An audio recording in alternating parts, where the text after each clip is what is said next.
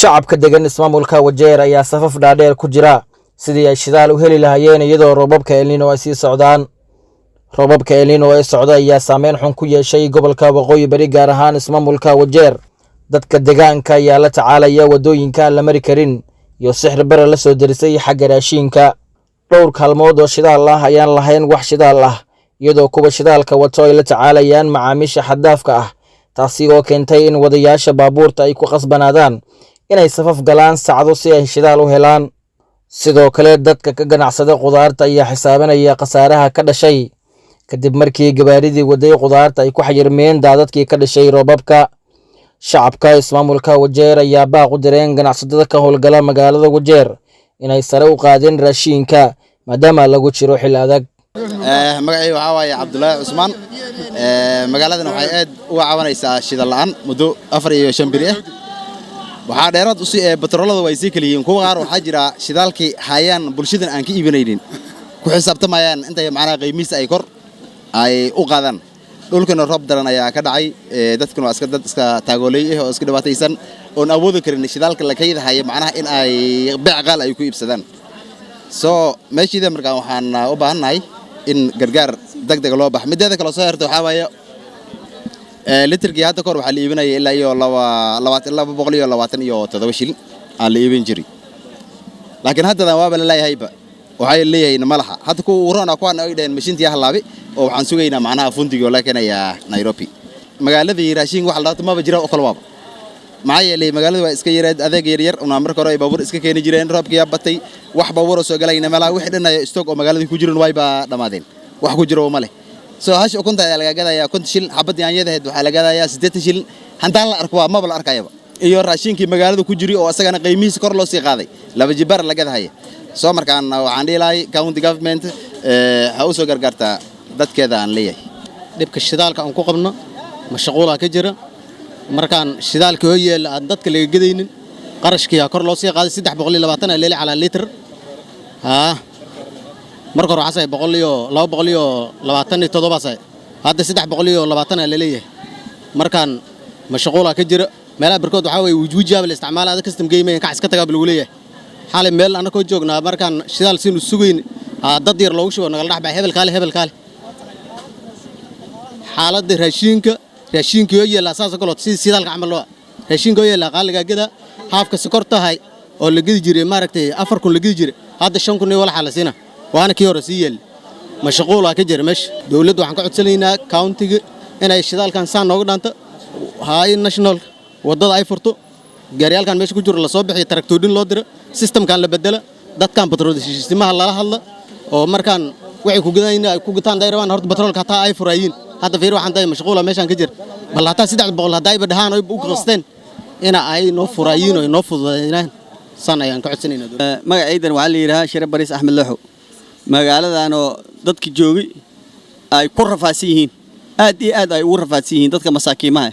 oo magaalada ay dhuminayaan dadka ganacsadayaalka ay dhuminayaan magaalada oo halka meel oo shaygi la gidi jiray shaygi nuskiis oo laba jabaarkiis lagu daray oo barga dadka masaakiinta ah oo magaalada ku nool ay nin dab shidin kara barga waagaan as jirin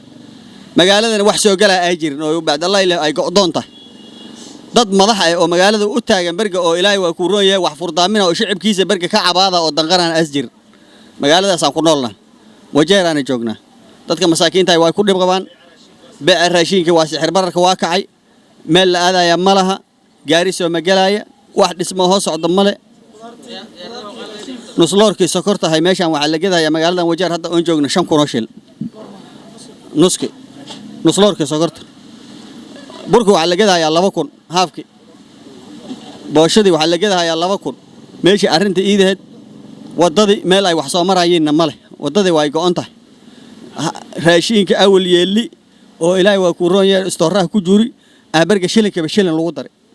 dadkan inta gadan karta ay iska yaraatay oo buuloodhinka email kasta lagu dhib qabo dal marna ma lehin sida oo kale ilmihi imtixaanka qaadanay iskuulaha u socday ala cunug waxa la dhahay 20 kun oo hoosayninkii loo naxariisto 15 kun diyaaradii oo meel ataal dadka ay raaci karin dadkii marka noloshiisi cariiri ay gash cariiri badan ay gash Ilaahay macbuudka hayna soo hooba laakiin meesha waxaan ku hayna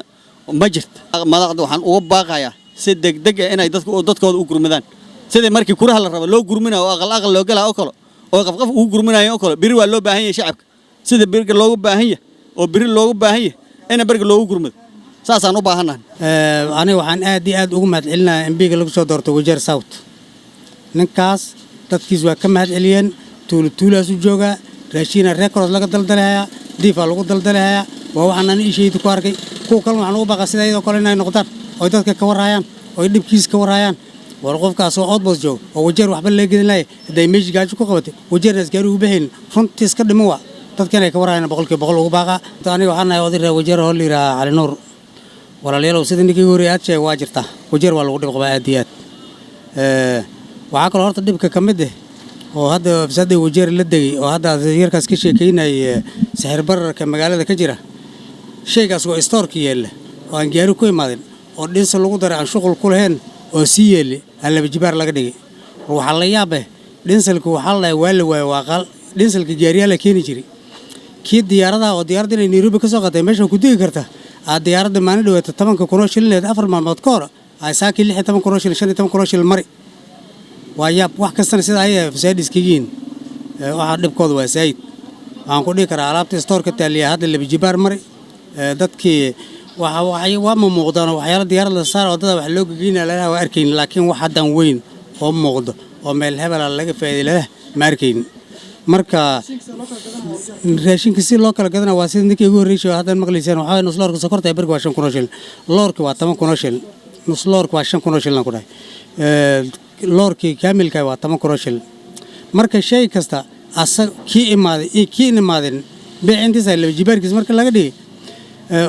kii imaadii kii kala isku halkooy waa isla hadla malaha waa iska warqaba malaha odboos magaalada waa sinaan odboos waxyaalo la yargeeyeen hadda maqlaa moogaan in la geeyin kala laakiin record oo wax yargeeyeen maqleen toon wax ka jirma bale sidiisaba aad iyo aad la iska dhib qaba marka waxaan rabnaa madaxdii in wixii jira ay ka war helaan sidii magaalada dhibka jira ay ka war helaan beeshirisi wax lagu gadan ay ka war helaan meesha aad iyo aad looga dhib qabay meesha kala ruuxeeda laga warhaaya marka aad iyo aad Wajeer dhibkaad looga qabaa sisi kutoka jana juzi leo hatujapata petroli ya kusafiri tuko na sinda ya barabara chakula yenyewe inaleta sinda sijui serikali tufanyie nini itupatie msaada hata kama na ndege watu mingi sasa wanaanza kuumia sisi hatuna barabara tunalia sasa leo nilikuwa nataka kupeleka mirama lingine kwa sababu chui tambas bali sina petroli serikali ijaribu kuangalia sisi hiyo ndio sinda tuko naye mimi naomba kwa serikali iweze kutusaidia upande ya mafuta na upande ya chakula